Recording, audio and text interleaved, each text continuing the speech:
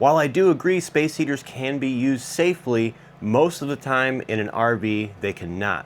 Today I'm going to be going over the do's and don'ts, helping you understand the difference between space heaters, which is a big one, and helping you understand why space heaters aren't usually safe for an RV. And of course, we're going to go over some safer methods for you to use so you can stay warm. So first things first, you have to really understand space heaters to understand which one could be safer and how you could use it safer. And today I'm going to teach you just that. I'm going to teach you to understand these stickers, these boxes, and some of the misconceptions, because space heaters, although they vary in size, they're all really the same thing. If you look at a product sticker, which every single UL listed electrical appliance has, you will see it'll rate its wattage. This little heater here is 1500 watts. This is a little heater that most people would tell you is much safer in your RV because it's smaller. But that's far from the truth, because let's take a look at one of these larger heaters. This is a big, huge heater right here. You would think this thing is a power monster, and if you look, it is still 1500 watts. So if you've learned anything already, it's that it doesn't matter if you buy that $100 space heater or that $20 little shop heater. 1500 watts is 1500 watts. Kind of exposing the space heater industry there, because if you go buy a big name brand infrared heater or one of these that says it's more efficient or better heating, it's false, because 1500 watts is 1500 watts is 1500 watts. You're not going to change electrical theory. You can't create or destroy energy. That's the truth. I hate to say it, but that's the truth. Don't get scammed when buying a heater, and don't let that misconception trick you into thinking that this right here, because it's smaller, is safer than this right here because this one is much bigger and has a big glowing red beam. It's got to be scary, right? This is just as bad. And I'm also going to tell you that it's not the space heater itself that you have to worry about. That's a big misconception when professionals like myself tell you not to use a space heater. It has nothing to do with the space heater. While these can be dangerous, yes, if a blanket or something falls on top of one of these, it could potentially start a fire. That is a worry, but the worry is the electrical system. So that's kind of what we're going to be focusing on here, is your RV's electrical system. Now, although space heaters are the leading cause of fires in residential homes are built with much better electrical systems. RVs are filled with very cheap, often plastic components that just can't take the heat, literally. So let's base this entire argument off of a 1500 watt space heater, because fun fact, that is the most common wattage you will find most space heaters. Yes, again, I even showed you that this little guy is still 1500 watts. It is no different than plugging in one of those big oil radiator heaters into your wall. But before we do that, I'm gonna help you simplify the math and understand how to know when too much is too much. So I'm gonna help you understand volts, amps, watts, and how to convert each other so that you can have a better understanding of what you're consuming in your RV. To do that, we're going to be using Watt's law, which is the relationship between watts, volts, and amps. Let's look at this diagram here and pretend this pipe is a wire. The amount of pressure is the volts. The amount of flow that's going through the wire is amps. And then you have a water wheel, which is going to be watts. The watts are the work that needs to be completed by the electricity. The watts is going to be something that the product is rated for.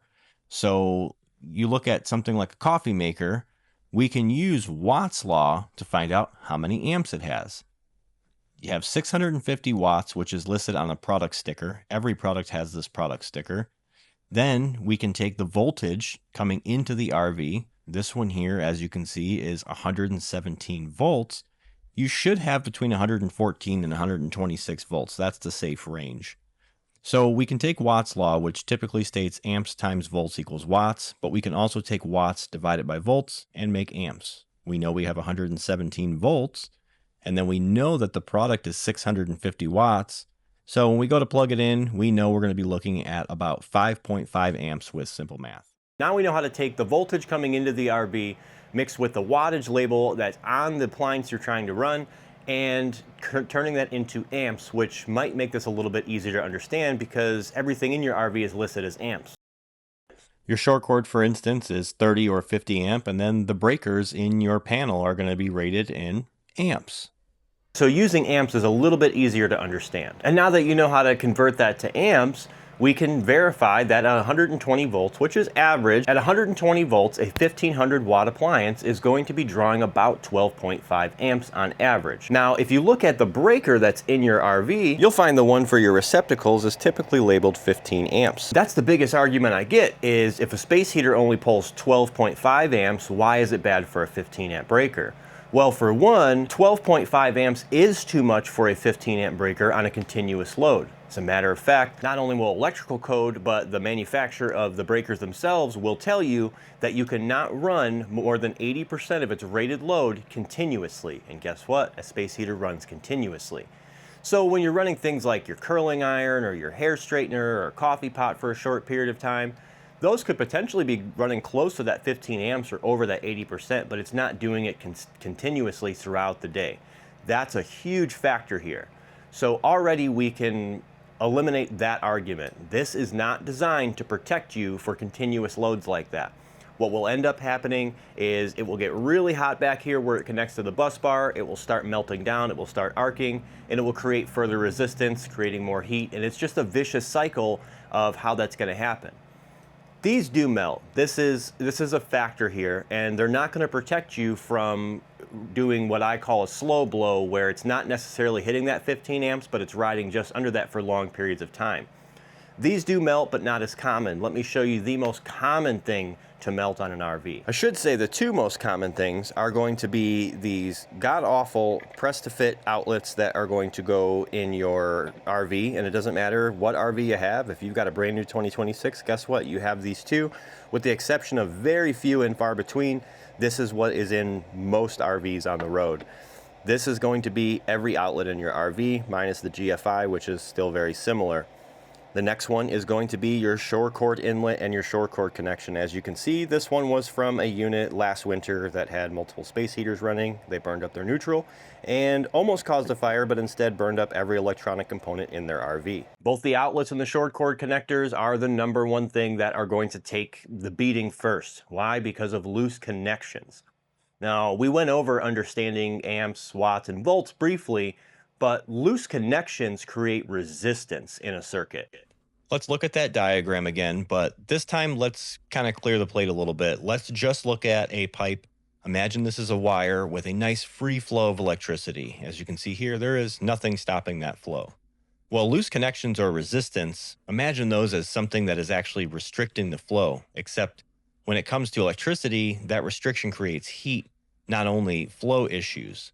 You look at this outlet here, you can see through the wire coming through here, you have a nice clean flow of electricity going to the outlet. But in the outlet, especially with RV outlets, being that they are just pressed to fit and have loose connections, they can start to generate a lot of heat. If you look at your entire RV system, there are actually several points that this could happen, ranging from the pedestal to the outlet, but most commonly at the shore cord and the outlets. If you look at this chart right here, you can see that just 0.2 ohms of resistance at 12.5 amps, like a space heater, you're creating 30 watts of heat just at a loose connection. So essentially, your outlet and short cord connector become their own space heater. Now, I can tell you that until my face turns blue, but people will always still argue it. So I've actually built a small demo here, and we're gonna use a thermal imaging gun as well as a mocked up shore cord connector, and then we're gonna see what those temperatures look like after we create some loose connections. So let's get one of these heaters plugged in here and see what that looks like. We're going to use the small heater for this test because that one's going to surprise you and again prove my point that smaller does not mean safer. So we have a standard RV outlet. Doesn't matter how new your RV is, you 2026 owners, you have these outlets too. This is a WireCon outlet. This is what most RV manufacturers are using to install the outlets in your RV. As you can see, they are just pressed in. It's actually a $700 tool to do this properly. This thing is the problem with your RV electrical system. You can see here, the wires just get smashed between two little terminals in there, and they really don't make contact. It's not even making contact with the whole conductor. I have a crude diagram here. The wire holder V-notch is like the notch inside of that outlet, and the red dot is the wire that's kind of just being shoved in there, if you will. And as you can see, you're not even making contact with the entire wire, so you have a loose connection. It's not even making full contact with the surface of the conductor. So we've already got some resistance here that's going to create some heat. And then what I've done on the other end of that here is kind of replicate what's happening at your shore cord connector, because the shore cord connector is another place that will often have loose connections, and it will create a ton of heat and things will start to melt. So again, this is going to replicate what your shore cord connector is going to be doing. We're going to leave the breaker box out of this experiment because we already know the breakers aren't necessarily the issue. Those aren't made by the RV industry. It's something that Lippert hasn't started making yet, so they are still using the same breakers you would find in a household breaker panel. So I'm going to get power hooked up to my little shore cord assembly here, and going to make sure I try and keep this whole cord in frame here for the naysayers. Yes, there is still plastic on some of these because I did buy these heaters just to make this video for you guys. So we've got that heater plugged into this outlet shore cord assembly here. And again, I'm gonna show you how it is exactly the same as that one here. I've got the actual power cord split here so that I can get my amp clamp on it and show you just how much it's drawing. Now over here at my recording studio, I run on generator power, so you're actually gonna hear my generator in the background if my mic picks it up. It's gonna get really angry when I turn that thing on, because this consumes just as much power as that thing. As a matter of fact, in just a few minutes, I'm gonna show you that this little tiny heater that is safer draws more power than that big radiator heater. But either way, we're fired up. We are on full blast on this 1500 watt heater. Remember we talked about not loading a 15 amp breaker with more than 80% of its rated load. Well, let's get my meter set to the correct position first here. Let's get it set to amps, measuring AC amps. We're zeroed out, clamp that up. As you can see, we are at 12.6. 12.6 is above 80% of that 15 amp breaker's rated load. So already this is overloading the entire circuit.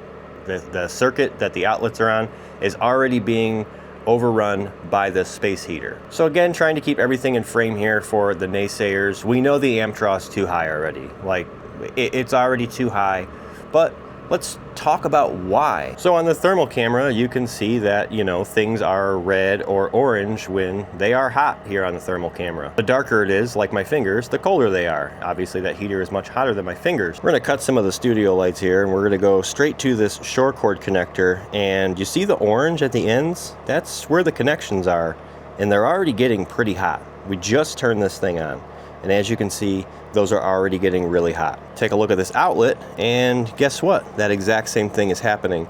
And actually, I don't know if the resolution on the camera is enough to see this other screen to see that at the connection points, it's actually extremely warm. And when you get right behind there where the heater is actually plugged in, because there's another weak connection there, it's actually glowing a lot more. As a matter of fact, you can see a real hot spot there on the side of the outlet, which is primarily where that hot side is. If you come over here, you're gonna see that again. So we just turned this heater on. It's been running for maybe 5 minutes on this outlet, and it's already getting pretty hot. Let's keep in mind that I tightened all of these to spec. These are all just as tight as they're supposed to be. So let's loosen those up and just see how much warm things get at each loose connection. All right, so I've got these loosened up, which is, guess what? I hate to say it, something we find all the time on new, used, doesn't matter. Find loose connections like this all the time. There's a proper torque spec for a reason.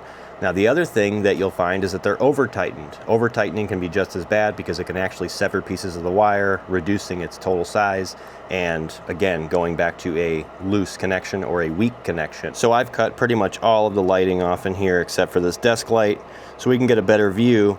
If you'll notice, on this side where the power is coming in, it is clearly much hotter than the opposite side, and that is because I only loosened one side as an example here. See if we can get a better view of that.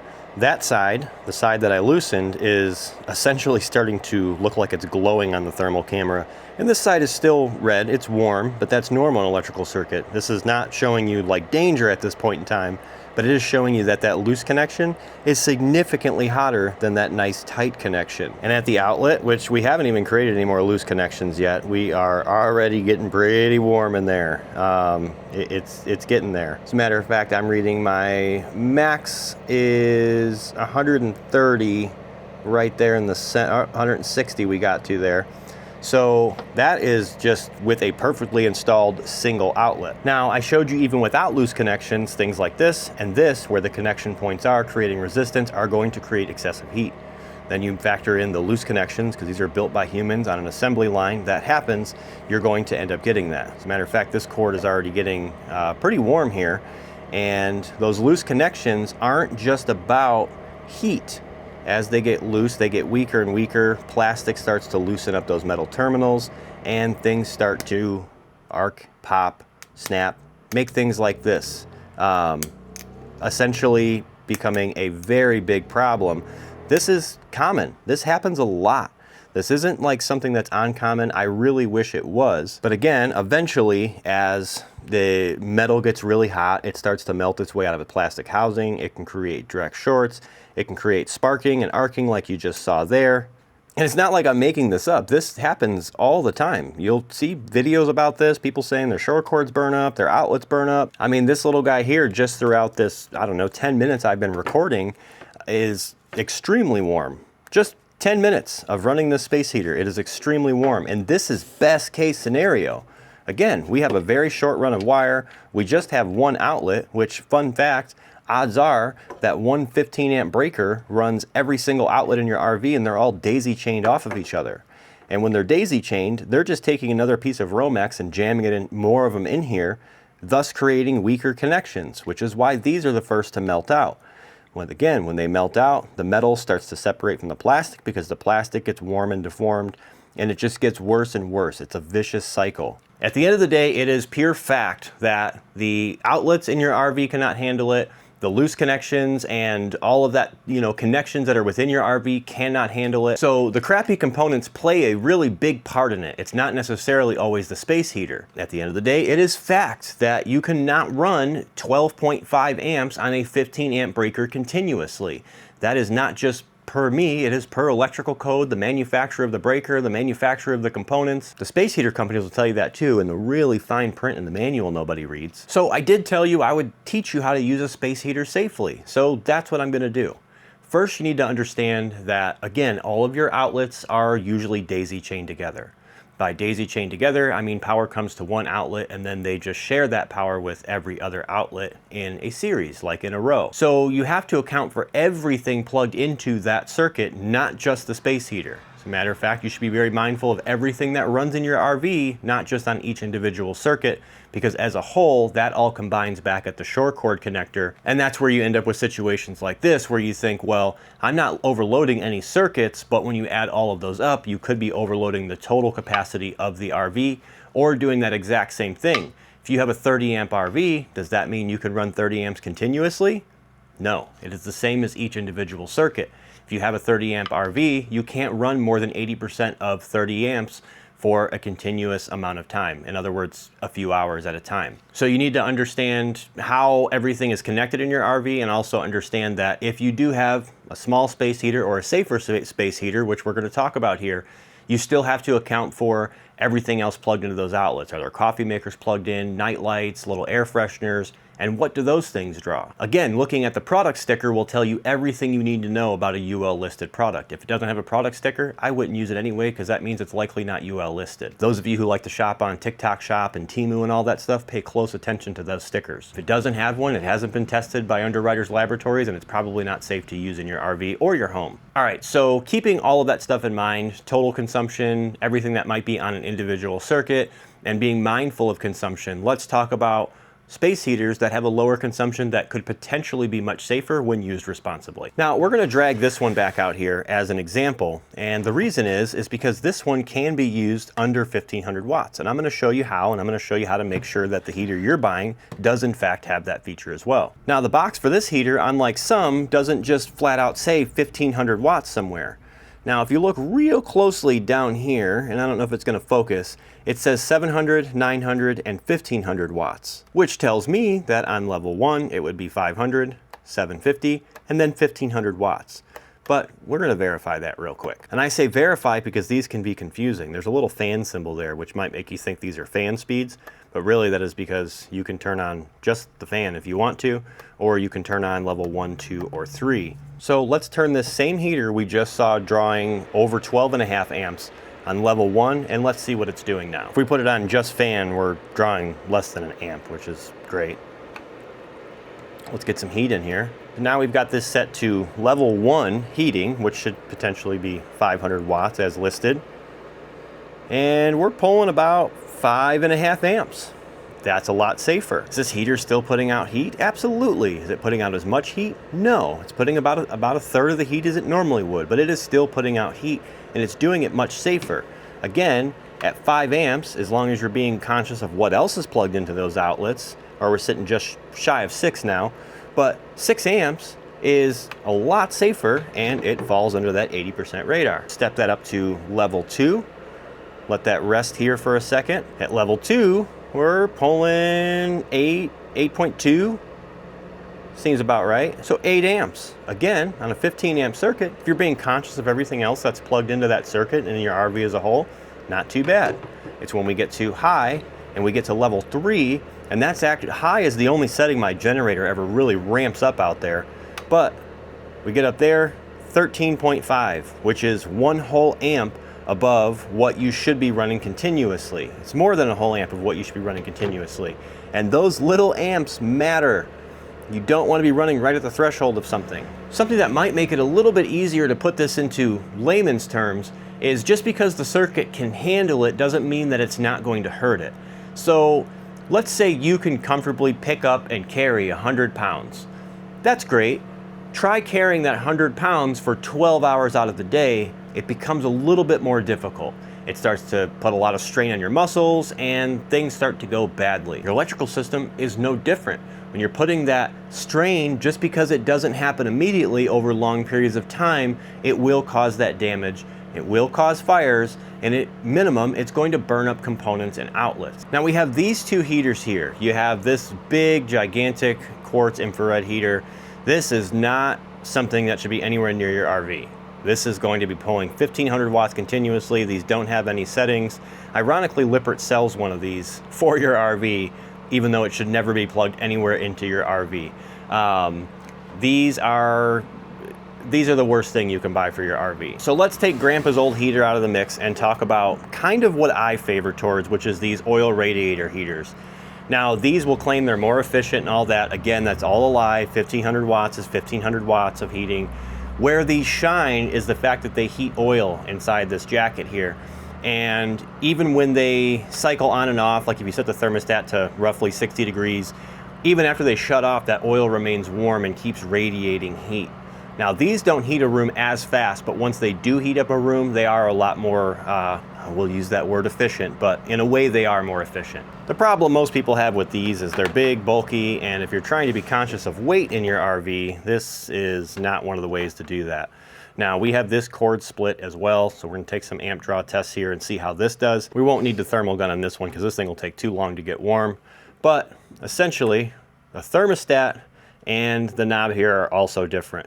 Keep in mind, I should have mentioned that on the previous heater, that this thermostat here does not change the wattage. This just changes the frequency that it comes on and off. So don't confuse a thermostat for a power setting, and verify that that power setting actually does change the wattage and not just the frequency that it comes on and off. So again, the box should list that, like that last one I showed you listed 500, 750, and 1500. This box listed the exact same thing, which tells me that level 1, 2, and 3 are 500, 750, and 1500 watts. If you stay away from level 3, you should have no problems. Again, if you're being conscious of everything else that's plugged in. So let's pop this one over to level 1, turn that thermostat up, and let's see what this one is pulling. 4.6566, actually lower than that smaller one, which is kind of funny. So we can see we're pulling 4.65 right there, and that is on the lowest setting. Again, once you let one of these things heat up and start producing heat, these do a really good job. Again, if you've got the space for it, this is what I would recommend. If you're going to run a space heater anyway and you want to be a little safer, stay off level 3. Go to level 2, see what this one's doing. 7 amps. Again, just shy of what that other one was doing. If I recall, that one was about 8. So floating about 7. And then we're going to do the no-no and see what this thing's pulling at full bore. Now, right now, this is pulling just shy of 11.5 amps, which technically should be right under the radar of that 80%. But again, you don't want to hold something right under its capacity all day. But I will tell you, it is because of the nature of these heaters. As this gets warmer and starts producing the full 1500 watts, we would see that 12.5 or 13 start pulling on this thing. More likely around 12.5 amps is where this will settle down to as it's running continuously. So now you know how you could potentially run some of these space heaters safer, again, being conscious of what else is running in the RV and being conscious of what it's drawing. You're going to notice that I keep mentioning that, and I keep mentioning it for a reason, because it is very important. It's one of the most important things you can do in your RV is be conscious of the electrical consumption. Another important thing you can do as an RV owner is go ahead and press that subscribe button for me. Really helps me out, and it makes sure that all my newest videos show up in your feed and you can keep watching them. Before we end this video, we're going to talk about some smaller heaters. This, again, and we're not talking about this small heater because I've already proved that smaller does not mean safer. A lot of those smaller heaters are still 1500 watts, but there's some out there that are not, and they're actually kind of my favorites. I personally use these at home where we need a little additional heat in a room, so let me show you those. Again, I showed you how this one could potentially be used safer, but let's talk about these little guys here. And this little guy here is actually a little heater I got from Walmart of all places, and this one is listed at 400 watts. Now, this is a personal heater we use at home. My wife's gonna be really upset if I cut that cord, so we're not gonna do that. We're gonna trust the 400 watt rating because it's low enough to trust anyway. Now, these little guys, 400 watts, it's plenty of heat. You know, if you're just trying to supplement a room, you don't necessarily even need something like this. You don't need to go spend the 40, 50 bucks on a smaller space heater just so you can put it on level 1, because why? You're paying for a 1500 watt heater to only use 400 watts of it or 500 watts of it. Just buy the 400 watt or 500 watt heater. These little guys put out plenty of heat. They'll supplement a room. I actually use one of these in here when it's cold like today, and it's doing great. It just keeps that small little area warm, and guess what? RVs are full of small areas. So don't sleep on these. And again, I'm not giving a shout out to like Walmart or anything. I'm sure every home goods store has their own little version of these desktop heaters.